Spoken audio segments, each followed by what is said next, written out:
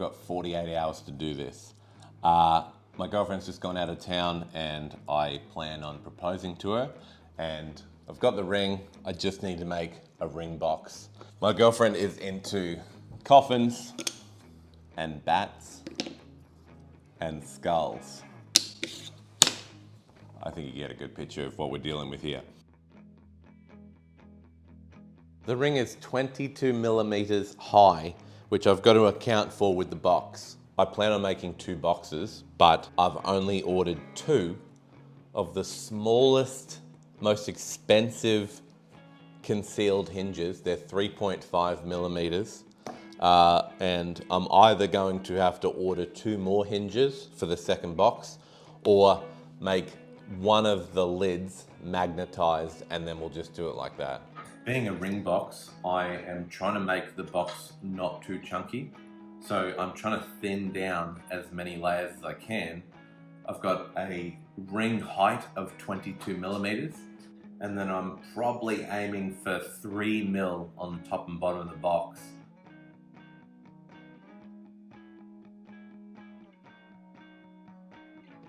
I must say I was pretty excited seeing these parts come together.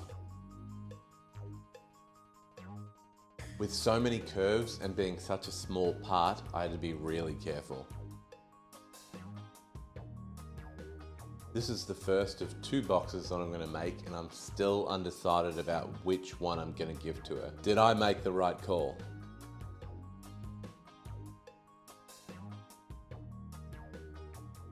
Watch until the end and let me know which one you would have chosen.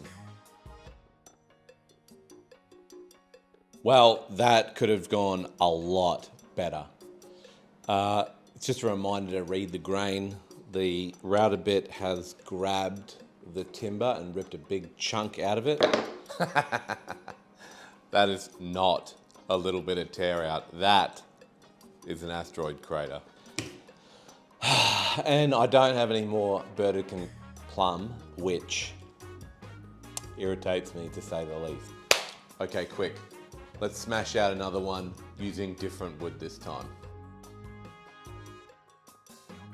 3, 2, 1. Let's give this another go.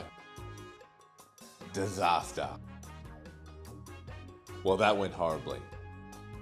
I am determined not to give up. Here's what I'm going to do. I've got what I thought was going to be the box. The lid is just too fragile. It's very thin. Every time I try and flash trim it, it explodes. There's a little bit of tear out here, so I'm going to fill that with epoxy, and then I'm going to cut the box in half. I'm going to route out both halves, and then just hopefully call it good. This fast away resin from Health of Mind Art is quite extraordinary. It cures in 2 hours. Well, these are certainly dark times. I've been at this for a day. My girlfriend's gonna be home tomorrow, and I've pretty much just got sawdust to show for it. At this rate, I'll be giving her the ring in some cardboard box that's lying around the workshop at this point. My only hope now is thankfully the much easier shape, this coffin shape. Yep, box 2, moving on. This. No curves, no tiny pieces. Oh, happy days. Oh, happy days. Ideally, I really should have thought about how I'm going to route out the pocket of these coffin shapes. Ultimately, because of the tiny parts, I'm actually going to draw it out and hand router it out. Here he is, the human CNC machine.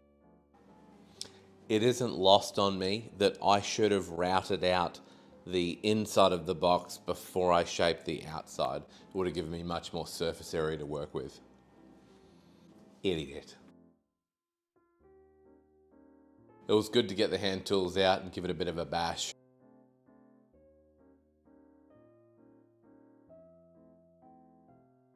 But worked out in the end. It's looking pretty good now, isn't it?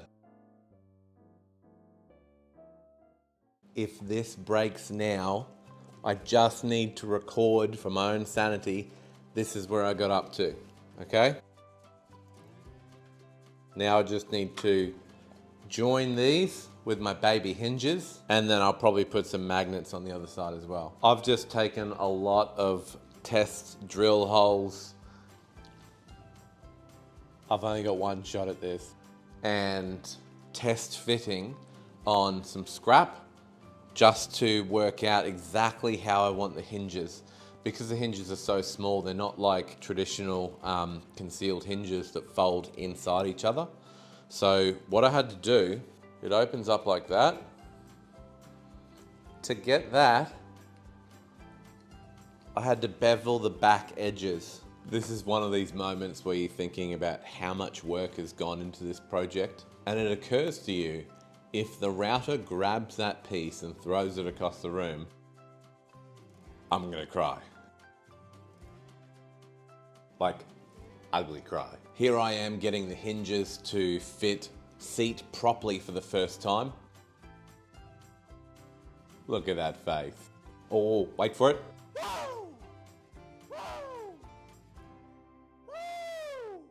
Something that I always forget to ask in my videos is, please, if you really enjoyed this video, please consider subscribing and hitting that like button down below. Really helps my channel grow. I'm really trying to hit 1,000 subs. Thank you. I've just drilled 4 very shallow holes for 4 magnets. That will keep the box closed. Of course, I had to put my meaty hand in the way of what otherwise would have been a perfect shot. I don't know why I keep torturing myself with this guy, but I'm gonna put it through the bandsaw, cut it in half, see if I can clean it up. Maybe I can still make a box out of it. We'll find out. This is the very definition of a last-ditch effort to save this box. I have thrown everything at this box.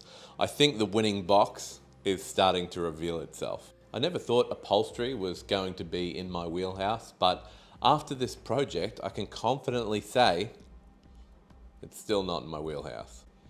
I really just need to cover up those carving marks, to be honest. Although I have to admit, at this point, I was thinking box 2 is a clear winner. Using too much super glue here was a huge mistake. The activator hardened. It instantly sealed the pores of the wood that would be my undoing in the next step. All right, I'm about to stain the wood. I'm using Fitty's Ebony Light Fast Water Stain. I saw it on Padula Studio and I'm really keen to try this out. Staining. I really had to think hard about whether I wanted to stain the box or not. Ultimately, with that gothic theme that I was going for, I think the choice was made for me. Here are the boxes. Done. Thank you very much for watching. I think I'm gonna go with box number 2. There were far too many problems with box number 2. Let's admit it. Even though it would have looked awesome. Now I guess there's nothing else to do but ask her.